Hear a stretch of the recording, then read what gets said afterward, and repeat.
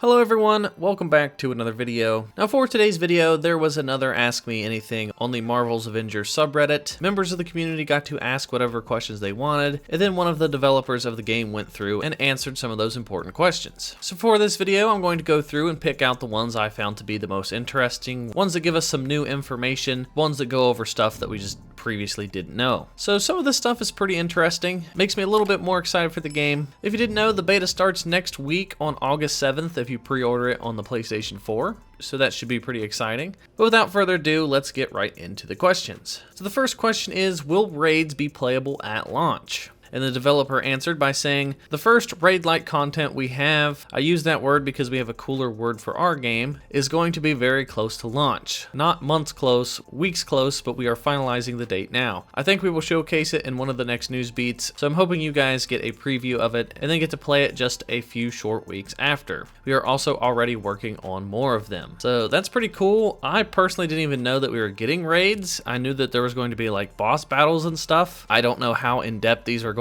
to be. I highly doubt that they're as detailed as something you would see in like Destiny with those kind of raids where you have a lot of puzzles and teamwork and stuff. I would imagine there's just a giant boss fight and a bunch of minions you have to kill, but hopefully you get some pretty cool rewards, and hopefully the boss fights are actually worth it and are a lot of fun. So the first raid that we get doesn't come with the game at launch. It will probably be a couple weeks afterwards. And then the next question is, as new characters are introduced into Marvel's Avengers, how does the team plan on ensuring the base roster, Captain America, Kamala, Hulk, Iron Man, Thor, Black Widow, will not fall out of relevancy in terms of how efficient they are in participating in content to new characters? And then the developer responded by saying, our goal is to create heroes that bring something new to the table, but don't dramatically alter the power curve in any way where the older heroes become outdated. As far as storytelling goes, we're going to focus stories around the new heroes meeting up with the Avengers, so our strategy is to treat past heroes as the Avengers team rather than trying to focus too much on narrow silos of stories. However, and that's a big however, it doesn't mean we won't have interactions between new heroes and existing Avengers. That's something we are super passionate about. So that's good news. Anytime you see something like this in a video game, anytime there's new DLC or a new character, a new fighter, you always see this where the new thing is just overpowered or way better than the pre-existing stuff. And that's normally to build hype. You see this happen constantly. Let's say there's a new gun added to a game and everybody freaks out because of how OP it is. That creates hype. That spreads the word. People want to go test out the new gun. And then once all these new players come and they test out this new character, a new item, then they eventually nerf that item. You see this constantly in video games. I think it's a marketing strategy, honestly. It's good to know that they're trying to keep them all balanced, and they're not going to make the new characters seem that much better than the pre-existing characters. And then up next we have, how often can we expect updates, not even necessarily content updates, but even bug fixes, patches in general. And then they responded by saying, we are finalizing those details, but content will be delivered at varying frequencies. I don't want to promise anything until it's announced, but we have ideas for weekly/monthly and longer term content drops. We will give you some updates on that soon as it's all final and approved. So based off of all my previous experience with live service games, developers always jump the gun on this. They're always like, oh, we want to shoot for weekly or bi-weekly, and that eventually turns into monthly, and then that turns into every other month. And it honestly just depends on how well the game does. If the game sells, like wildfire and everybody loves it and they go out and buy it, then they're obviously going to have more updates. They're going to get more funding, and they're just going to get more developer support. If the game doesn't sell very well, then you're going to have another instance like Anthem, where the game was dead in the water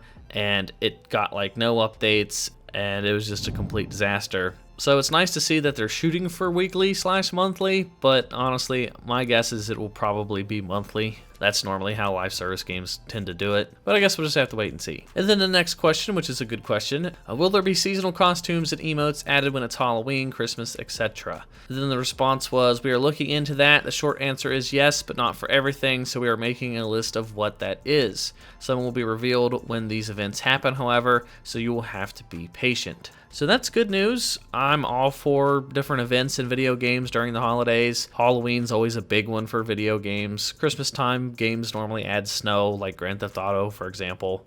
So if we have different outfits based on the holidays, that's super cool. Maybe like a Halloween theme like Hulk or Iron Man, maybe a Christmas outfit where they're wearing like a Santa hat, something goofy like that. I think that's neat. I hope that they're like limited time skins so that you have to pick them up during the event, and then if you don't get them, you just miss out. And then the next question regards Black Widow and Miss Marvel. It says, can they swing forever, or is there a certain amount of swings you can before you have to hit the ground and start again? This is referring to how they travel across the environment. The Hulk jumps, Thor flies, Iron Man flies. So these two kind of swing like Spider-Man. They just keep grappling to stuff. But the developer response was, as long as there are things to swing from, Black Widow and Miss Marvel can chain swings together endlessly. You are going to have so much fun in beta. So that's kind of interesting. I wonder how good that mechanic is though. I wonder if it flows smoothly or if it's just janky and wonky. Because if they have that technology where you can swing, then there could be potential for Spider-Man. Now, I don't think they're going to add Spider-Man because they don't want to step on the toes of the Spider-Man franchise. But hey, that technology is there at least. And then the next question is in regards to the photo mode. Hi, I was just curious about photo mode. How in-depth is it?